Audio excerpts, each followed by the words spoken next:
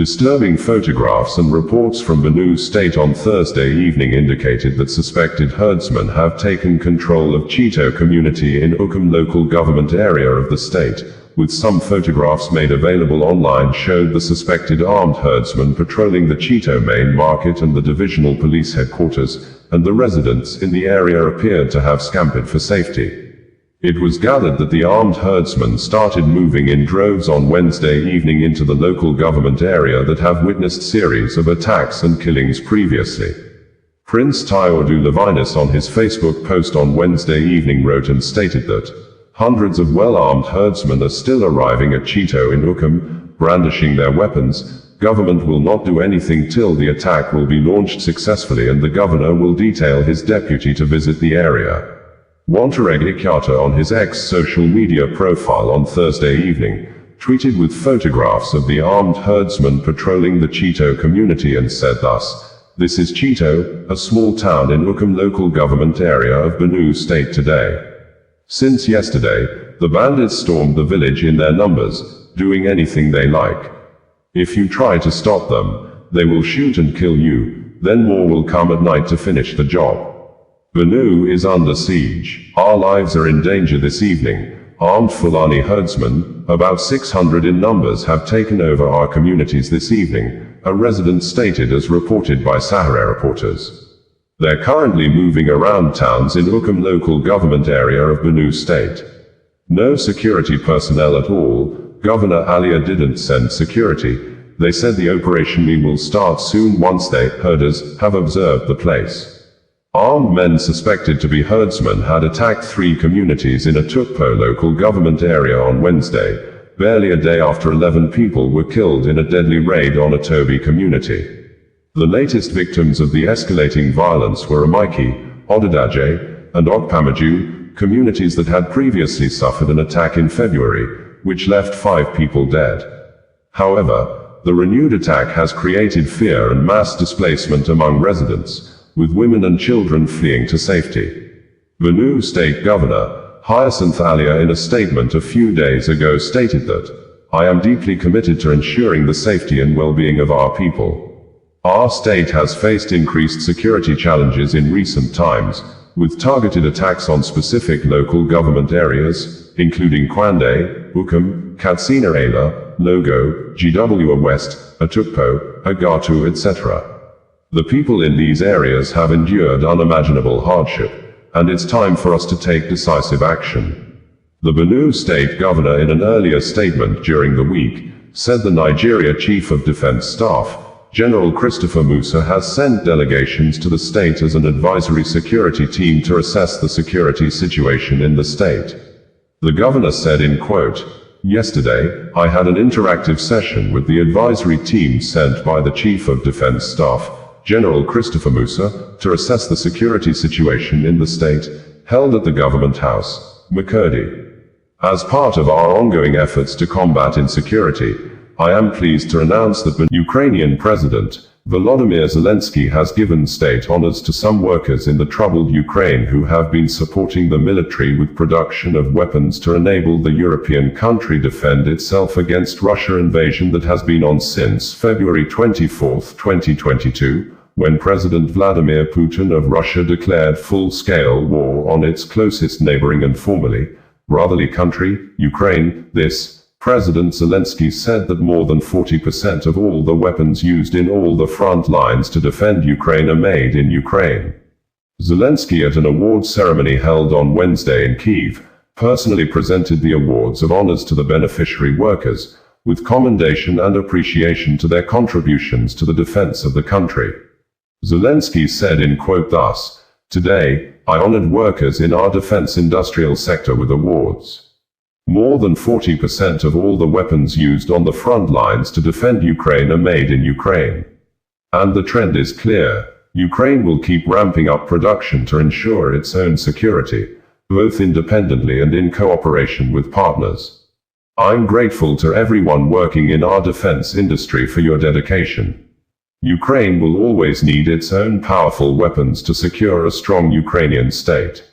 Ukraine will always need its own technological edge to make it clear to Russia that we will respond to every attack.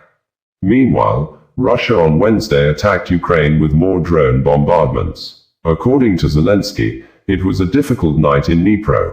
A Russian drone strike hit the city. They targeted ordinary residential buildings, ordinary civilian infrastructure. The rubble is still being cleared. Currently, 16 people are in city hospitals. In total, 28 people were injured, including 4 children. All of them are receiving assistance. Tragically, 3 people were killed by this Russian strike, among them a girl, Veronica. She was only 17 years old. My condolences to the families and loved ones. Odessa was also struck by drones. 3 people were wounded. Residential buildings, a pharmacy, and a church were damaged. The Sumy region came under aerial bomb attacks, while Kharkiv and Donetsk regions were hit by Russian ballistic missiles. Every defense package from our partners for Ukraine right now, every form of support from the world for our resilience, is literally the protection of lives. Russia uses every day and every night to kill. Pressure must be applied to the killers, and life must be helped to stop this war and ensure a reliable peace. I want to thank all our partners who are using their capabilities for this very purpose. Wars are stopped through strength. Strength against the aggressor, strength in defense of life. We had reported that numbers of eyewitness videos made available by local residents on Sunday showed scores of lifeless bodies littered the streets at Sumy region in Ukraine after Russia attacked the area with ballistic missiles as Christians worldwide celebrate the 2025 Palm Sunday, with Ukrainian President Volodymyr Zelenskyy putting the total numbers of deaths as at press time at 34 with 2 children, adding that more than 100 persons were injured and they are in critical conditions at the hospital. We had reported Nigeria Inspector General of Police, IGP Kayode Egbetoken on Tuesday visited Plateau State over the series of attacks that occurred on Sunday night in Bassa local government area of the state, which, according to the police, scores of residents were killed. This, as unofficial reports have indicated that more than 51 people were killed, with some of them burned to death at Zike community by the attackers.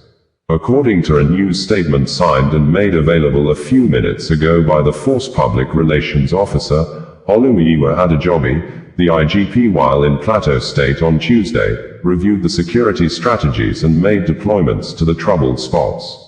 In line with the press release, the police said that, following a series of tragic incidents that occurred in Bassa local government area of Plateau State, resulting in the death of scores of residents, the Inspector General of Police, IGP Kayode Adeolu Egbetoken, has visited the state, accompanied by senior officers including the Assistant Inspector General of Police in charge of the Police Mobile Force, AIG Funsho Adegboye, AIG Zone 4, AIG Zachariah Ferrer, and Commandant Police Staff College Jos, AIG Nwonyi Polycarp Emeka. Upon his arrival in Plateau State, the IGP visited the State Government House, where he commiserated with the State Governor, His Excellency Caleb Mutfwang and the good people of Plateau State. During his discussion with Governor Mutfwang, the IGP condemned the attacks and reassured His Excellency that the Nigeria police force would carry its best efforts to douse the rising tensions and bring the perpetrators of these heinous acts to justice. The IGP also seized the opportunity to hold a brief meeting with tactical commanders to review strategies employed in the deployment of police operational personnel and operational assets provided to further augment the available security emplacement in the state.